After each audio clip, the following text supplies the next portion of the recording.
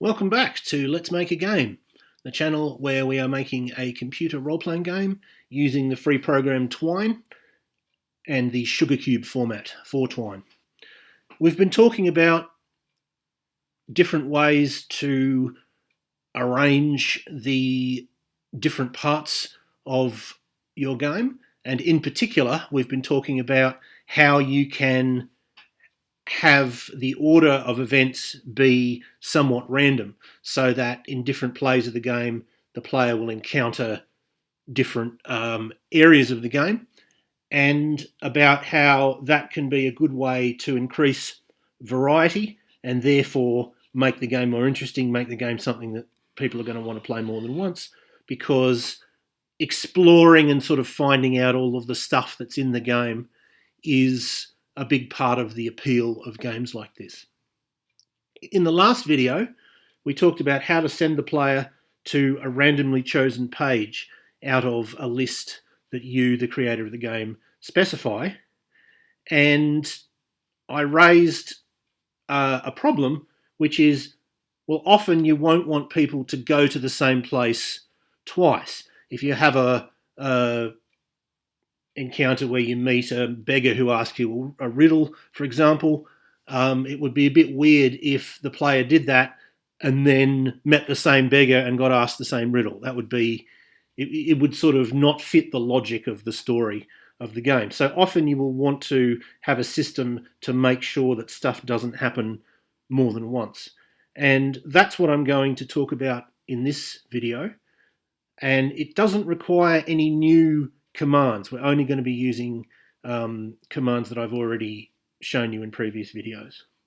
So as you look at this, you can see that it's much more complicated looking than anything we've done so far. That's an unavoidable consequence of the fact that as your games get bigger, they'll have more pages. As they have more pages, they'll have more connections between the pages, and it will become harder and harder to lay them out in a way that is clear. However, I have done my best. Now, what I've done here is I've set up a sort of skeleton. I've set up a structure that allows you to have different encounters, but I haven't written the encounters themselves because that's not the point of what we're doing here.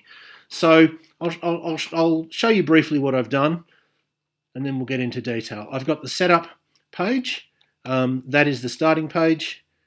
You can tell that because of the little green logo that points to it. The setup page sets the initial values of the variables that we'll be using. That goes to hub. The hub is, as the name would suggest, the sort of center of this. Hub sends the player to a randomly chosen page out of Minotaur, Market, Thief, Well, or Mirror. And then each of those five possibilities gives the player different choices. And once the encounter is resolved, it goes back to hub. Each of them goes back to hub. That's why there's all of these different arrows pointing at hub. And it does that so that the player goes to between 2 and 4 different encounters out of that list, and then goes to final, which is the sort of final encounter. Now, I haven't filled in any of the details. So, for example, if we look at Mirror, and I'll zoom in here so we can see this a bit more easily. All it does is it just gives you it just says Mirror, and then it gives you these choices of Mirror 1, Mirror 2, and Mirror 3. And all Mirror 1, Mirror 2, and Mirror 3 they all say the same thing, which is some stuff happens, line break, and then it gives you a link to continue, and that takes you back to hub. So in other words, there isn't any actual story that I've set up yet. I've just set up the sort of structure of how to make this happen. So let's just briefly show what that would look like from the player's point of view.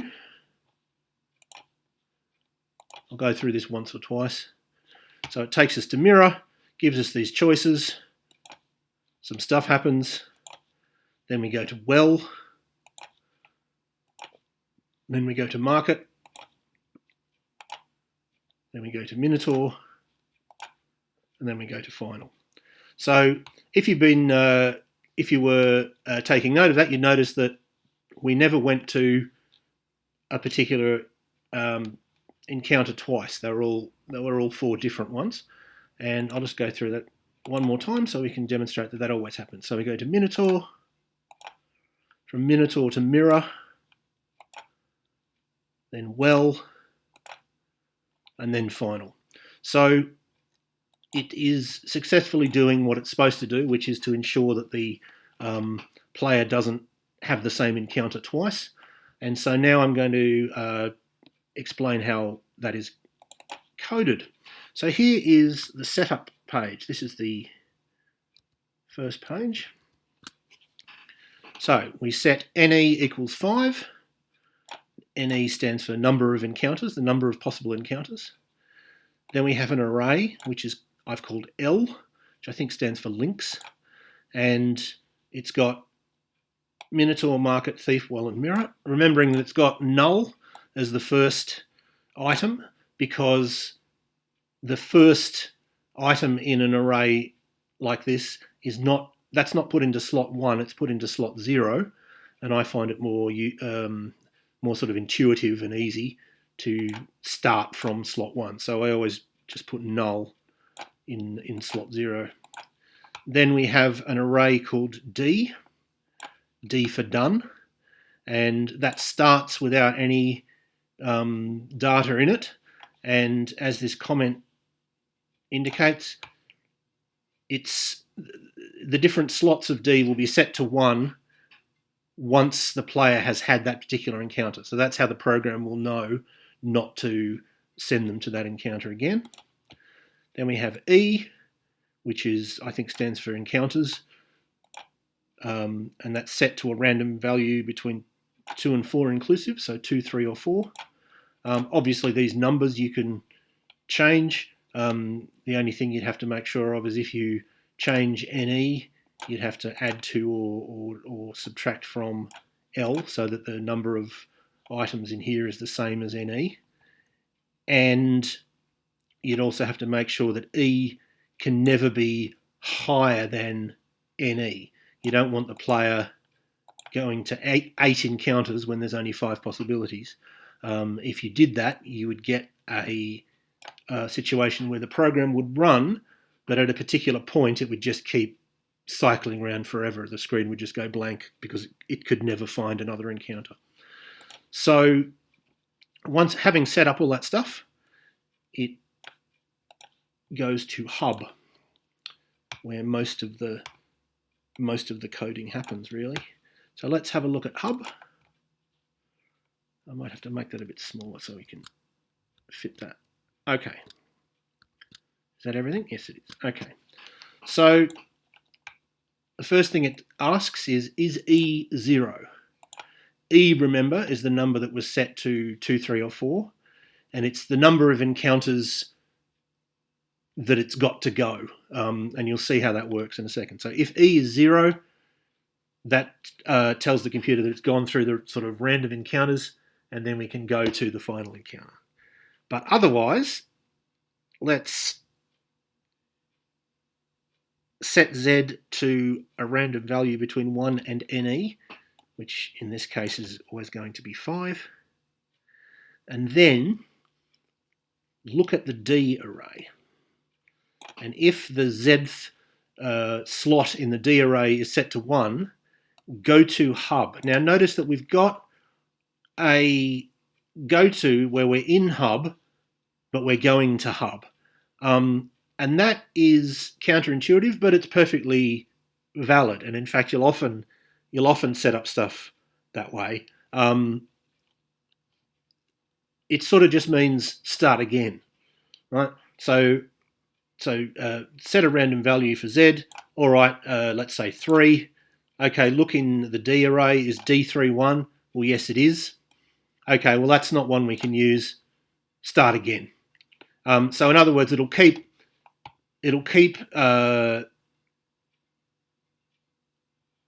doing that until it gets a value of z such that dz is not 1. So if dz is 1, go to hub, in other words, just start again. But otherwise, take 1 away from E, set dz to 1, so that's how it knows that it won't. That's how it knows not to go back to that. So let's say we pick 3. Let's say z was set to 3. Well, then it'll ask, is dz 1? Is d3 1? Well, no, it won't be, because at the start of the game, d has nothing in it. So in that case, okay, we'll take 1 away from E, set d3 to 1, and so in a future visit to hub, if it generates 3 as the random number here, it'll look at d3 and go, is d3 1? Well, yeah, it is now. Okay, that's no good. Start again. So that's a system that lets the computer pick a choice that it hasn't picked already. So we lower E by 1, we set dz to 1, then set z equals lz. Now, what that means is, I'll just go back to setup. Remember, this is L. L is the text. So if z is 3, we'll now set it to L3, which in this case would be thief. So set z to LZ, and then go to z. So if z was 3, and I just noticed my tabbing is not right there too.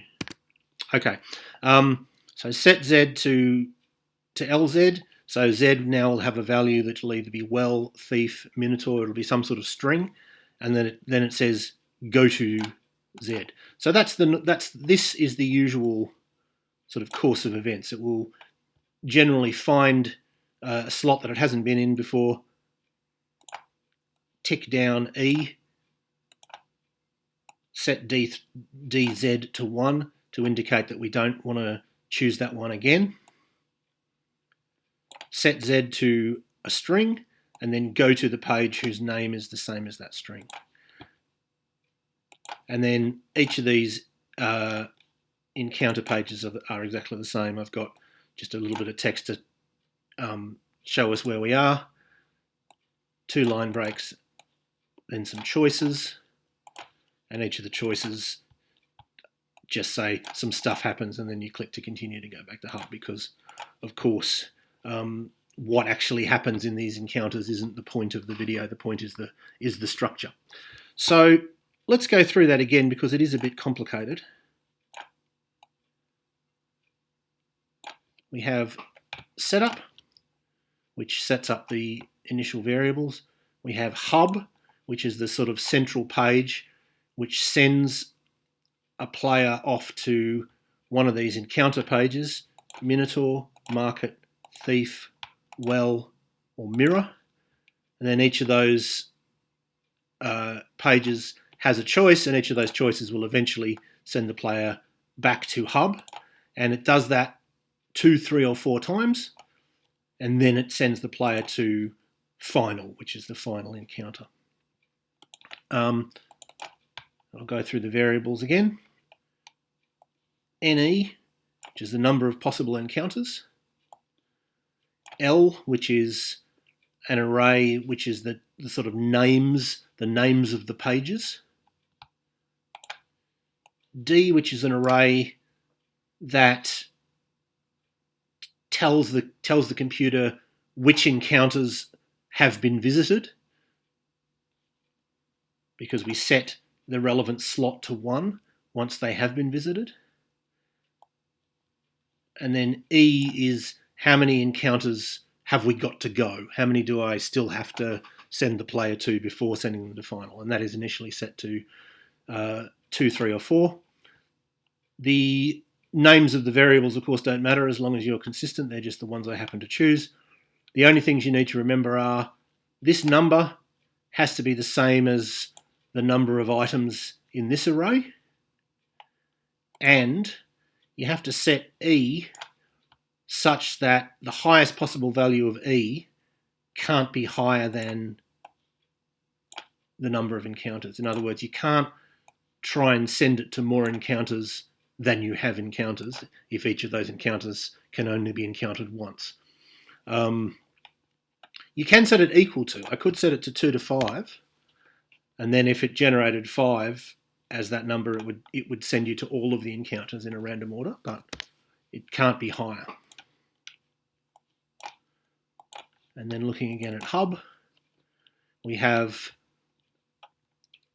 several possibilities. One, E is equal to 0, in which case we go to the final encounter, or we randomly choose Z, or DZ is, so then either DZ is 1, in other words, we've already been to that one, in which case we go to hub, in other words, we start again, or DZ is not 1, which means we haven't been to that one, in which case we set E minus minus. That just means take 1 away from E. Sorry, I think I forgot to say that last time.